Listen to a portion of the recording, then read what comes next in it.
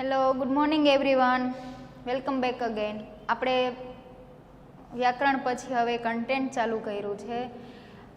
એક કાવ્ય પણ ભણી લીધું છે. આઈ હોપ તમને બધાને સમજાઈ ગયું હશે, પણ કાંઈ વાંધો નહીં, ન સમજાય તો પણ વિડીયો રિપીટ કરીને જોજો અને શીખજો. છતાં પણ આપણે જ્યારે મળશું ત્યારે હું છું જ તમારા પ્રશ્નોનું નિવારણ કરવા માટે.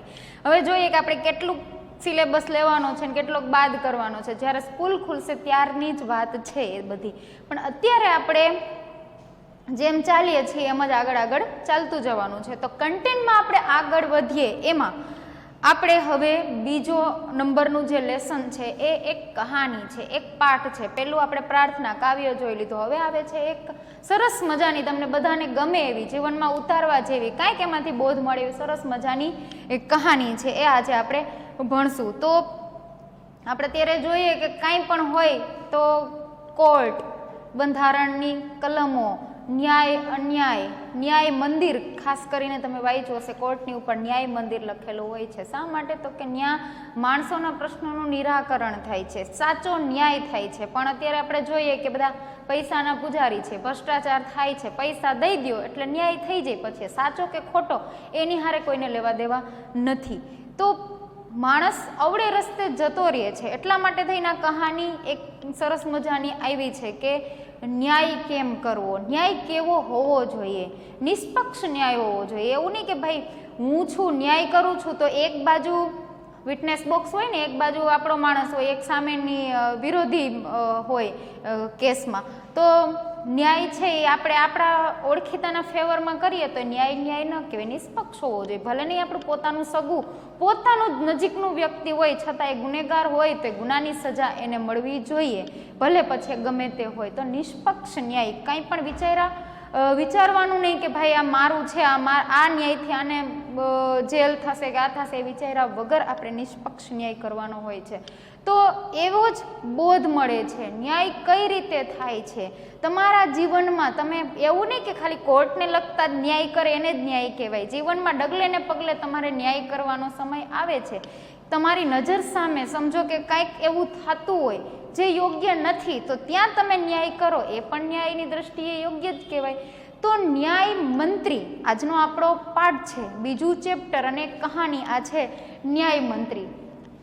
ટોકમાં તમને થોડીક આપણે કહીએ ને ટ્રેલર બતાવે એની જેમ, ટ્રેલરની જેમ સારાંશ કહી દઉં કે એક રાજા છે, એ પોતાના રાજ્યમાં એક યોગ્ય ન્યાય મંત્રી ગોતતો હોય છે. આપણે જોઈએ કે રિક્વાયરમેન્ટ પેપરમાં આવે, નેટમાં આવે છે કે ભાઈ અહીંયા આટલી જગ્યા ખાલી છે, આના માટે યોગ્ય ઉમેદવારની જરૂર છે. એટલે બધા પોતાની ઉમેદવારી નોંધાવે, સર્ટિફિકેટના નામ લખે કે આટલી ડિગ્રી લીધી, આટલી ડિગ્રી લીધી. પણ ક્યારેક અચાનક જ આપણને સામે એનું કોઈ એવું વ્યક્તિ મળી જાય જેમાં બધા જ ગુણો હોય, બધી જ રીતની એનામાં ક્ષમતા હોય, તો એ યોગ્ય કહેવાય. તો એ રાજાને છે એ ન્યાય મંત્રીની જગ્યા ખાલી હોય છે એના રાજ્યમાં, તો સારો ન્યાય મંત્રી એને જોતો હોય છે. જો રાજા એવું એનાઉન્સ કરાવે કે ભાઈ રાજ્યમાં ન્યાય મંત્રીની જરૂર છે, યોગ્ય ઉમેદવારે રાજ્યસભામાં આવી જવું, તો બધા આર્ટિફિશિયલ ન્યાય મંત્રી બનવા આવે કે હું આમ કરી લઈશ ને, હું આમ કરી શકીશ ને, રાજ્યમાં આમ ન્યાય થવો જોઈએ ને, તેમ ન્યાય થવો જોઈએ, મોટી મોટી વાતો કરે. પણ જ્યારે ન્યાય કરવાનો સમય હોય ત્યારે કદાચ એમના ઉપર એ ખરો ન પણ ઉતરે. એટલા માટે રાજા છે એ છુપાવે છે, નગરમાં ફરે છે, અને એક યોગ્ય ન્યાય કરનારો એક યોગ્ય વ્યક્તિ એને મળે છે. અને એ મળી તો જાય છે, પણ એ યોગ્ય છે કે નહીં એ પારખવા માટે રાજા ખુદ કંઈક એવો રાજ્યમાં અપરાધ થાય છે, જે અપરાધની સજા માટે એક વ્યક્તિ પણ સામે આવે છે, અને ન્યાય મંત્રી છે એ યોગ્ય ન્યાય કરીને બતાવે છે. અને રાજા એકદમ ખુશ થઈ જાય છે કે નહીં, મારા રાજ્યને કદાચ હું નહીં હોય તો એ યોગ્ય ન્યાય મંત્રી છે એ મારા રાજ્યમાં સરખો ન્યાય કરશે, એવું એને શાંતિ થઈ જાય છે. તો સરસ મજાની કહાની છે ન્યાય મંત્રી. સૌથી પહેલાં તો ન્યાય મંત્રી કોણે લખી એના વિશે પણ જાણવું જરૂરી છે, લેખક વિશે. તો લેખક પરિચય સૌથી પહેલાં લઈ લઈએ. ન્યાય મંત્રી છે એનો સાહિત્ય પ્રકાર. સાહિત્ય શું છે? ન્યાય મંત્રી. સાહિત્ય પ્રકાર કયો છે? કહાની. આ જસ્ટ એક કહાની છે જેમાં કાલ્પનિક પાત્રો હોય. કહાની છે અને વાસ્તવિકતા સાથે કોઈ લેવા દેવા નથી, એ યાદ રાખજો. કહાની શા માટે હોય? તો કે કહાની પરથી તમારા જીવનમાં કંઈક ઉતારવા લાયક તમને બોધ મળે, સાર મળે, એ માટે કહાની હોય છે. તો ન્યાયનો બોધ કરાવવા માટેની આ કહાની છે. તો સાહિત્ય પ્રકાર છે કહાની. સાહિત્યકાર યાની કે આને કોને લખ્યું છે, લેખક કોણ છે? તો શ્રી સુદર્શન. લેખકનું નામ છે શ્રી સુદર્શન. હવે આગળ લેખક પરિચયમાં આ લેખક છે શ્રી સુદર્શન, એનો જન્મ સન 1896 અને એનું નિધન મૃત્યુ છે 1968 થયું હતું. શ્રી સુદર્શનનું મૂળ નામ છે બદ્રીનાથ શર્મા. લગભગ કવિઓ હોય કે લેખકો હોય એના ફિલ્ડમાં છે નામ છે બદલી નાખે છે. ઘણા એવા હોય છે જે એના લકી નામ રાખતા હોય. તો સુદર્શન છે એનું મૂળ નામ તો બદ્રીનાથ શર્મા છે, પણ સાહિત્યની દ્રષ્ટિએ એનું નામ એણે બદલીને શ્રી સુદર્શન કર્યું છે. અથવા તો કોઈ એવા હોય છે જેમ કે રાષ્ટ્રીય શાયર તરીકે આપણે કોને ઓળખીએ? ઝવેરચંદ મેઘાણીને, જેનું આમ જોઈએ તો એટલું મોટું એનું સાહિત્ય છે, ખાસ કરીને સૌરાષ્ટ્રની રસધાર. એ તમે વાંચો એટલે તમને એમ થાય કે નહીં, આપણા ગુજરાતમાં, આપણા સોરઠના કેવા કેવા ખમીરો આપણા દેશમાં થઈ ગયા, આપણા ઇલાકામાં થઈ ગયા કહેવાય. તો મૂળ નામ છે એનાથી કંઈક અલગ નામ ઘણા લેખકો અને કવિઓ રાખતા હોય. તો શ્રી સુદર્શને પણ મૂળ નામ બદ્રીનાથ શર્મામાંથી શ્રી સુદર્શન રાખ્યું છે. એનો જન્મ છે એ પંજાબના સિયાલકોટ નામના સ્થાન પર થયો હતો. પોતે પંજાબ પ્રાંતના છે. બચપન સે હી કહાની લિખના પ્રારંભ કિયા. જ્યારે બાળપણમાં હતા, બાલ્યાવસ્થામાં, ત્યારથી જ એને કહાની લખવાનું શરૂ કરી દીધું. આ એની ક્ષમતા કહેવાય, એક્સ્ટ્રા ઓર્ડિનરી બાળક કહેવાય, જે બાળપણથી જ આવી કહાની લખી શકતું હોય. પુષ્પલતા, સુપ્રભાત, પરિવર્તન, પનઘટ, નગીના, આ 4-5 જે નામ લીધા છે એ એના કહાની સંગ્રહો છે, કહાનીઓનો સંગ્રહ કરેલો. આ પુષ્પલતા છે તો એની અંદર ઘણી બધી કહાની હોય, એવી રીતે આ કહાની સંગ્રહો છે. ત્યારબાદ ભાગવંતી છે એ એનો એકમાત્ર ઉપન્યાસ છે. ઉપન્યાસ એટલે નવલકથા, નાનકડી કથાની લાંબી કથા જેમાં ઘણા બધા પાત્રો હોય, પણ મેઇન 2 કેરેક્ટર હોય, એના ઉપર આખી નવલકથા લખાણી હોય. તો ભાગવંતી છે એ શ્રી સુદર્શનજીની ઉપન્યાસ છે. આ થયો લેખકનો પરિચય. અને પાઠનો પરિચય મેં તમને આપી જ દીધો કે એક રાજા છે એ યોગ્ય ન્યાયમંત્રી ગોતતો હોય છે, અને એને એક યોગ્ય એવો ન્યાયમંત્રી મળી પણ જાય છે, અને એનું પારખવા માટે રાજ્યમાં એવો એક કેસ પણ આવે છે, અને એ ન્યાયમંત્રી એ ન્યાય ઉપર ખરો ઉતરીને બતાવે છે. તો હવે તમારી ટેક્સ્ટ બુક સાથે રાખજો હિન્દીની, કારણ કે આ કોઈ કાવ્ય કે નથી કે બોર્ડ ઉપર લખીને સમજાવાય. આમાં હું છે એ સાથે સાથે રીડ કરતી જઈશ અને તમને સમજાવતી જઈશ. તમારે પણ સાથે ટેક્સ્ટ બુક રાખવાની છે. તો સૌથી પહેલાં આપણે કહાનીની શરૂઆત કરીએ, એટલે કે આ પાઠની શુભ શરૂઆત કરીએ. संध्या का समय था, चारों ओर अंधकार फैल चुका था. ऐसे में किसी ने बाहर से घर का दरवाजा खटखटाया. સાંજનો સમય હતો, એટલે કે સંધ્યાકાળ, દિવસ આથમી ગયો તો અંધારું હજી થયું નહોતું, એવા સમય હતો. બધી બાજુ આછું અંધકાર ફેલાઈ ગયો હતો. એવામાં જ કોઈ એક વ્યક્તિનું ઘર છે, એના ઘરનો દરવાજો કોકે ખટખટાયો. અંદરથી એક માણસે અવાજ કર્યો, કોણ હે? બ્રાહ્મણ શિશુપાલ ને થોડા સા દરવાજા ખોલતે હુએ કહા. એ ઘર કોનું હતું? એક બ્રાહ્મણનું હતું. એનું નામ શું હતું? શિશુપાલ. એણે ઘરનો થોડોક દરવાજો ખોલતા ખોલતા કીધું કે બહાર કોણ છે? એક પરદેશી. બહાર સે આવાજ આવી. બહાર ઉભેલા માણસનો અવાજ આવ્યો કે એક પરદેશી, કે હું એક પરદેશી છું, આ દેશનો નથી, હું બહારથી આવ્યો છું. ક્યાં મુझे રાત કાટને કે લીએ સ્થાન મિલ જાયેગા? એટલે પરદેશીએ શું કીધું કે શું મને આજ રાત વિતાવવા માટે તમારા ઘરમાં જગ્યા મળશે? એવું એકદમ વિનમ્ર ભાવથી એણે પૂછ્યું. जैसे ही शिशुपाल ने पूरा दरवाज़ा खोला, उनके सामने एक नवयुवक खड़ा था. उन्होंने मुस्कुराकर कहा, यह मेरा सौभाग्य है. अतिथि के चरणों से यह घर पवित्र हो जाएगा. आइए पधारिए. આપણે એક ગુજરાતીમાં અને સંસ્કૃતમાં બધે કહેવત છે, અતિથિ દેવો ભવ. અતિથિ જેની આવવાની કોઈ તિથિ ન હોય, એ અતિથિ એ દેવ સમાન છે, ભગવાન સમાન છે. અત્યારે તો બધા ફોન કરીને મેલ નાખીને મેસેજ નાખીને આવે કે અમે આ કયા દિવસે સવારે આટલા વાગે કે સાંજે એટલા વાગે તમારા ઘરે પહોંચી જશું, પણ કીધા વગર આવે, તિથિ વગર ના આવે અતિથિ. તો શિશુપાલે જેવો દરવાજો ખોલીને જોયું તો સામે એક નવયુવાન ઊભો હતો, અને એણે હસીને કીધું કે તમારા જેવા મહેમાન અમારા ઘરમાં આવે એ તો મારા સૌભાગ્યની વાત છે. આવો પધારો, અમારું ઘર પવિત્ર કરો. अतिथि को लेकर शिशुपाल घर में गए और उनका आदर सत्कार किया. सौभाग्यમાં શબ્દ આવ્યો તો સૌભાગ્યનો પહેલો શબ્દાર્થ અહીં લખેલો છે ખુશનસીબી, કે તો અમારા સૌભાગ્ય, અમારી ખુશનસીબી કહેવાય કે તમારા જેવા આ સમયે મહેમાન અમારી ઘરે પધારે. अतिथि को लेकर शिशुपाल घर में गए और उनका आदर सत्कार किया. अतिथिને લઈને ઘરમાં આવ્યા અને આદર સત્કાર, પાણી આપવું, જમવા આપવું ને એને હેમખેમ કેમ છો આમ તેમ એમ આદર સત્કાર કર્યો. फिर दोनों उस समय की देश की व्यवस्था पर बात करने लगे। शिशुपाल ने कहा, आजकल बड़ा अन्याय हो रहा है। કારણ કે ઓલો જે માણસ આવ્યો હતો એ તો ન્યાય મંત્રીની ખોજમાં આવ્યો હતો, એટલે ન્યાયની જ વાતો કરવાનો છે. તો અતિથિ સત્કાર થઈ ગયો. પછી નિરાતે બેસીને દેશની વ્યવસ્થા પર વાતચીત કરવા માંડ્યા કે દેશમાં આમ ચાલે છે, તેમ ચાલે છે. આપણે પણ ઘણા અત્યારે બેસતા હોય તો વાતની વાતમાં દેશ ઉપર જતા રહીએ કે આપણા દેશમાં આમ ચાલે છે, બીજા દેશમાં આમ ચાલે, આ દેશે આવું કર્યું, આ દેશે આવું કર્યું, એમ વાર્તાલાપ થતી હોય. તો આ બંનેની વચ્ચે પણ વાર્તાલાપ થઈ દેશની જે તત્કાલીન પરિસ્થિતિ છે એના ઉપર. તો શિશુપાલે વળી વાતમાં કહી દીધું કે આપણા દેશમાં એટલે કે આ દેશમાં અત્યારે બહુ અન્યાય થઈ રહ્યો છે. પરંતુ પરદેશી इस बात से सहमत न था. ઓલો પરદેશી નવયુવક જે ઘરમાં આવ્યો હતો એ શિશુપાલ સાથે એગ્રી ન થયો.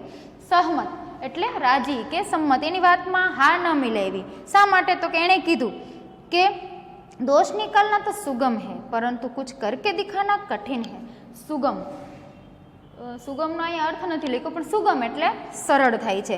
તો એ પરદેશીએ કીધું કે કોઈનો દોષ નિકાલવો નહીં તો સાવ સરળ બાબત છે, પણ એ પ્રમાણે કરવું એ અઘરું છે. ઓલું કે ને કહેવું અને કરવું બેમાં ઘણો તફાવત છે. કહેવામાં 2 સેકન્ડે નથી લાગતી, કરવામાં વર્ષોના વર્ષો વીતી જાય છે. તો ઓલો પરદેશી યુવક છે સહમત ન થયો, એણે કીધું કે આવી વાત કરવી સાવ સરળ છે, પણ એ વાત પ્રમાણે કંઈક કરી બતાવવું બહુ અઘરું છે. તો શિશુપાલ બોલે, अवसर मिले तो दिखा दूं कि न्याय किसे कहते हैं. शिशुपाले तरत ज कीधुं के जो मने मौको मळे ने तो बतावी दऊं कि न्याय कोने कहेवाय. अत्यारे बधे अन्याय थई रह्यो छे, जो मने आवुं कंईक करवानो अवसर यानी कि मौका मिलेगा तो मैं करके दिखा दूंगा, मैं साबित करके दिखा दूंगा कि न्याय किसे कहते हैं. तो पेलो जे नवयुवक हतो एणे कीधुं, तो आप अवसर चाहते हैं यानी कि तमे अवसर इच्छो छो, तमे मौको मांगो छो. तो शिशुपाल ने कहा, हाँ अवसर चाहता हूँ. फिर उस नवयुवक ने कहा, फिर कोई अन्याय नहीं होगा यानी कि जब आपको अवसर मिलेगा, यदि आपको अवसर दिया जाए, यदि आपको मौका दिया जाए न्याय करने का, तो क्या इस देश में अन्याय नहीं होगा? शिशुपाल ने कहा, बिल्कुल नहीं, कि नहीं, जरा पण अन्याय हूँ थवा दईश नहीं. तो पेला नवयुवके कीधुं, कोई अपराधी दंड से न बचेगा. शू कोई अपराध करशे तो अपराधी दंड थी नहीं बचे? आपणे कहीए ने गुનેગાર गमे એટલો શાતીર હોય એના સમય આવે પકડાઈ જ જાય છે ને એને સજા મળે જ છે. અહીંયા જ છે. તો શિશુપાલને પેલા નવયુવકે કીધું, તો શું કોઈ અપરાધી સજાથી બચશે નહીં? જો તું કદાચ ન્યાય કરે તો શું કોઈ અપરાધી નહીં બચે? બધાને તું પકડી જ બતાવીશ? તો शिशुपाले कीधुं, नहीं, कि कोई अपराधी नहीं बचे. परदेशी ने मुस्कुरा कर कहा, यह बहुत कठिन काम है. एकदम हसता हसता कीधुं कि जो भाई तू बोले छे पण आ काम बहु अघरू छे. शा माटे? तो कि मैं कीधुं ने કે ન્યાય કરતા હોય તો સામે ગુનેગાર તરીકે ક્યારેક પોતાના અંગત વ્યક્તિઓ પણ આવી જતા હોય. તો ન્યાયની દ્રષ્ટિએ જો આપણે આપણા પર્સનલ રિલેશન જોવા જઈએ તો ન્યાય ન કરી શકીએ. લાગણીમાં આપણે વહી જઈએ, ભાવનામાં વહી જઈએ. પણ આણે કીધું કે ભાઈ જો આ બહુ અઘરું કામ છે, બીજાને સજા દેવી સહેલી છે, પણ પોતાના જ વ્યક્તિને સમજો કે કહેવું પડે કે આને ફાંસીની સજા દેવામાં આવે, એ બોલવું બહુ અઘરું છે, એ પ્રમાણે કરવું બહુ અઘરું છે. એટલો પરદેશી હસીને કહે છે કે જો ભાઈ આ બહુ कठिन એટલે અઘરું કામ છે. ब्राह्मण के लिए कुछ भी कठिन नहीं, मैं न्याय का डंका बजा कर दिखा दूंगा. शिशुपाले कीधुं के ब्राह्मण, कारण के ब्राह्मण हतो એટલે એને કીધું ब्राह्मण માટે કાંઈ અઘરું નથી, જો મને મોકો મળે તો ન્યાયનો હું ડંકો વગાડીને બતાવીશ. આ એક મુહાવરો છે, ડંકા બજાના યાની સુપ્રસિદ્ધ હોના. હું મારી પ્રસિદ્ધિ એટલી ફેલાવી દઈશ, એક વખત ન્યાય કરીશ ને તો બધે પ્રસિદ્ધ થઈ જઈશ, એવો હું એ કે ન્યાય કરીને બતાવી દઈશ. परदेसी धीरे से मुस्कुराए पर कुछ न बोले. फिर कुछ देर बाद वे सो गए. परदेसी જરાક હૈસો પણ સામે કંઈ ઉત્તર વાળ્યો નહીં અને પછી એ થોડીક વાર રહીને સૂઈ ગયા. શા માટે? તો કે પરદેશી તો ન્યાય મંત્રીની ખોજમાં નીકળ્યો, તે ખુદ રાજા હતો, એટલે એને આનંદ થયો કે હા મને જેવો વ્યક્તિ જોતો તેવો કદાચ મને હવે મળી ગયો છે, એટલે આરામથી સૂઈ ગયા. સુબહ ઉઠકર પરદેશીને शिशुपाल को धन्यवाद देकर उससे विदा ली. સવારે એ પરદેશીએ એ शिशुपालને थैंक यू धन्यवाद कर्યું અને પછી ત્યાંથી નીકળી ગયો. कुछ दिनों बाद शिशुपाल के घर कुछ सिपाही आए और उन्हें दरबार में चलने के लिए कहा. शिशुपाल सहम गए. वे समझ नहीं सके कि सम्राट ने उन्हें क्यों बुलाया है. कहीं उस परदेसी ने तो सम्राट से सच्ची झूठी कहानी शिकायत तो नहीं कर दी. दरबार कुछ दिनों बाद जब वो परदेसी चला गया, फिर कुछ दिनों बाद शिशुपाल के घर सम्राट अशोक के कुछ सिपाही आए और शिशुपाल एकदम सहम गए. मुहावरो छे सहम जाना यानी भयभीत हो जाना. ડરી ગયો, ગભરાઈ ગયો કે મેં તો કાંઈ એવો ગુનો કર્યો નથી, મેં તો એવું કાંઈ કર્યું નથી, આ અચાનક સિપાહીઓ મને લેવા શા માટે આવ્યા, એ પણ રાજ દરબારમાં. પછી એને યાદ આવ્યું કે ઓલો માણસ તેદી રોકાણો તો મેં રાજ્ય વિશે જેમ તેમ વાતો કરી કે ભાઈ અન્યાય છે ને આમ છે ને તેમ છે. હવે એણે કંઈક મારી વાતમાં બીજી અનેક વાતો ઉમેરીને સમ્રાટને તો નહીં કહી દીધું હોય, એટલે કે આ સિપાહીઓ મને અહીં લેવા આવ્યા. दरबार में पहुंचकर शिशुपाल का कलेजा धड़कने लगा जब उन्होंने देखा कि परदेसी ही सम्राट अशोक है. कलेजा धड़कना यानी चिंतित होना. આ બધા મુહાવરા છે, હાઇલાઇટ સાથે સાથે કરતા જાજો, જો મેં બોર્ડ ઉપર પણ લખ્યા છે. તો શિશુપાલ છે એકદમ કેવો થઈ ગયો તો કે ચિંતિત થઈ ગયો. કલેજા ધડકને લગા, હાર્ટબીટ વધી ગઈ. શા માટે વધી ગઈ તો કે દરબારમાં જઈને જોવે છે તો સિંહાસન પર બેઠેલા સમ્રાટ છે એ કોણ હતા તો કે મારી ઘરે આવેલો ઓલો પરદેશી હતો, એ જ તો સમ્રાટ છે. એટલે શિશુપાલને એકદમ ડર ગરી ગયો. શા માટે તો કે મેં રાજ્ય વિશે બધી વાતો કરી હતી અને જેની સામે વાતો કરી હતી તો ખુદ સમ્રાટ છે, એટલે એને તરત ડર લાગ્યો, ભયભીત થઈ ગયો. સમ્રાટ બોલે, ब्राह्मण देवता मैं आपको न्याय करने का अवसर देना चाहता हूँ, आप तैयार है. सम्राट अशोके तो तरत ज एनी सामे एक फेवर राख्યું કે હે બ્રાહ્મણ દેવતા હું તમને ન્યાય કરવાનો અવસર આપવા માંગુ છું, શું તમે તૈયાર છો? કારણ કે રાતે વાત થઈ હતી કે અગર મુझे मौका मिलेगा तो न्याय का डंका बजा कर दिखा दूंगा. એટલે સમ્રાટ અશોકે તરત જ શિશુપાલને કીધું કે હું તમને આ મોકો આપવા માંગુ છું, શું તમે તૈયાર છો? ન્યાય મંત્રી બનવા માટે તૈયાર છો? पहले तो शिशुपाल घबराए, फिर बोले यदि सम्राट की यही इच्छा है तो मैं तैयार हूँ. घड़ीक वार तो शिशुपाल ने कहीं मगज काम न कर्यो, डरी गयो, घबराणो. પછી થોડીક વાર રહીને એ બોલ્યો કે અગર જો સમ્રાટની આવી ઈચ્છા હોય તો હું તૈયાર છું. बहुत ठीक, कल से आप न्याय मंत्री हुए. सम्राट ने कहा और अपने हाथ से अंगूठी उतारकर शिशुपाल को पहना दी. यह सम्राट अशोक की राज मुद्रा थी. સમ્રાટ અશોકે કીધું કે તો બહુ સારું હોય કે આમ કહીને ન્યાય મંત્રીને કીધું કે કાલથી તમે આ રાજ્યના ન્યાય મંત્રી. આમ કહેતા કહેતા સમ્રાટ અશોકે પોતાના હાથમાં એક સરસ મજાની રાજમુદ્રા, એની જે રાજ્યની નિશાની હોય એ અંગૂઠી હતી એટલે કે વીંટી હતી, એ ઉતારીને શિશુપાલને રાજમુદ્રાના રૂપે એ આપી અને કીધું કે આજથી તમે ન્યાય મંત્રી. આપણે જોઈએ ને કે પોલીસ લાઈન હોય કે કોઈ પણ એવી ફિલ્ડમાં તમારી પોસ્ટ પ્રમાણે તમને સ્ટાર મળે, પ્રમોશન થાય એટલે 1 સ્ટાર 2 સ્ટાર 3 સ્ટાર એમ સ્ટાર મળતા જાય, એ એની મુદ્રા કહેવાય. આપણે જોઈએ કે 3 સ્ટાર હોય તો એ ઊંચા લેવલનો પોલીસવાળો હશે, 2 સ્ટાર હોય તો થોડોક નીચેનો. એવી રીતે આપણે એનું અનુમાન લગાવી શકીએ. તો ન્યાય મંત્રીને ન્યાય મંત્રી તરીકેની પોસ્ટ આપી, એ માટે એને શું આપ્યું? સમ્રાટ અશોકે પોતાની હાથમાં પહેરેલી વીંટી જે એના રાજ્યની શું હતી? રાજમુદ્રા હતી. હવેથી આ શિશુપાલભાઈ છે એ આપણા સમ્રાટ અશોકના રાજ્યના ન્યાય મંત્રી બની ગયા. अब शिशुपाल न्याय मंत्री थे. उन्होंने राज्य की समुचित व्यवस्था करना प्रारंभ कर दिया था. समुचित અહીંયા શબ્દ છે, હાઇલાઇટ કરજો. સમુચિત એટલે अच्छी तरह, સારી રીતે વ્યવસ્થા કરવાનું શરૂ કરી દીધું. શિશુપાલ ન્યાય મંત્રી બની ગયો, આખા રાજ્યમાં જે વ્યવસ્થા હતી એકદમ સારી રીતે એ કરવા લાગ્યો. उनके सुप्रबंध से राज्य में पूरी तरह शांति रहने लगी. सुप्रबंध એટલે अच्छी વ્યવસ્થા.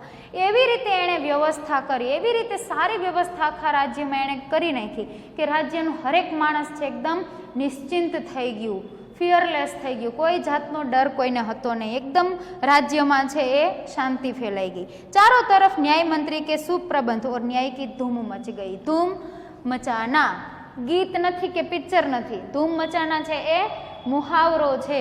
એનો મતલબ શું થાય? પ્રસિદ્ધ હો જાના. જો કે ધૂમ મચાના એ તો પ્રસિદ્ધ થઈ જ ગયો, એની બાઈકો પણ ધૂમ મચાવી રહી છે, પણ અહીંયા આપણે મુહાવરો લેવાનો છે. ધૂમ મચાના યાની પ્રસિદ્ધ હો જાના. શિશુપાલે એ રીતનું આખી વ્યવસ્થા કરી કે એની વ્યવસ્થાની બધી બાજુ એની પ્રસિદ્ધિ થવા લાગી કે વાહ, સમ્રાટ અશોકના રાજ્યમાં એવો ન્યાય મંત્રી છે કે વાત જ પૂછોમાં. આપણે જોઈએ ને કે છત્રપતિ શિવાજી હતા, એની સેનામાં એક સેનાપતિ હતો, એ આપણે 9માં આવશે પણ અત્યારે પણ તમને કહી દઉં, તાનાજી માલસુરે. એવો એ હતો પરાક્રમી કે છત્રપતિ શિવાજીને પણ એના વિશે કંઈ વિચારવું ન પડતું કે એ છે ને તો બધું થઈ જશે. એવો એ પરાક્રમી, એવો નીડર, એવો વીર એ પુરુષ હતો. સિંહગઢનો કિલ્લો એ જીતો હતો, ભલે મૃત્યુ પામ્યો પણ સિંહગઢનો કિલ્લો એ જીતીને એણે બતાવ્યો છે. એવો એ સુરવીર હતો. તો અહીંયા પણ ન્યાય મંત્રીના છે ફરતી કોર એની પ્રસિદ્ધિ થવા લાગી. લગભગ 1 મહિને બાદ એટલે કે 1 મહિના પછી શું થયું એ હવે આપણે આના પછીના લેક્ચરમાં જોશું. અત્યાર સુધી આપણને ખબર પડી ગઈ કે ન્યાય મંત્રી બની ગયો, સારી રીતે ન્યાય કરવા લાગ્યો, એ બધાને ખબર. પણ હવે ન્યાય મંત્રી સારો ન્યાય કરશે, યોગ્ય ન્યાય કરશે, તટસ્થ ન્યાય કરશે, એ કેમ ખબર પડે? તો કાંઈક અનહોની ઘટના ઘટે ત્યારે એના પારખા થાય. તો ન્યાય મંત્રી કઈ રીતે ન્યાય કરે છે? શું એવી ઘટના ઘટે છે કે ન્યાય મંત્રીને યોગ્ય ન્યાય કરવો પણ પડે છે? અને ગુનેગાર કોણ આવે છે સામે? એ ગુનેગાર સાબિત થઈ પછી કઈ સજા આપે છે? એ બધું આપણે આના પછીના પીરિયડમાં જોશું. અત્યારે બોર્ડમાં છે મુહાવરા જો કે લખેલા જ છે, અને આ જ મુહાવરા તમારી પાઠ્યપુસ્તકમાં પણ આપેલા હશે. બોર્ડમાં ક્લિયરલી ન દેખાય તો પાઠ્યપુસ્તકમાંથી તમારી નોટબુકમાં છે એ લખી લેજો, કારણ કે મુહાવરા છે અડધા માર્કના પૂછાય છે. શબ્દાર્થ મેં અહીંયા લખેલા છે, તો પાઠ સમજતા સમજતા હું ફરીથી તમને રિપીટ કરાવીશ. તો અહીં સુધીનો પાઠ તમને આઈ હોપ કે સમજાઈ જ ગયો છે. અહીંથી આગળ છે આપણે નેક્સ્ટ લેક્ચરમાં જોશું. ત્યાં સુધી ઘરે રહ્યો, શાંતિથી રહ્યો અને ભણતા રહ્યો. Thank you.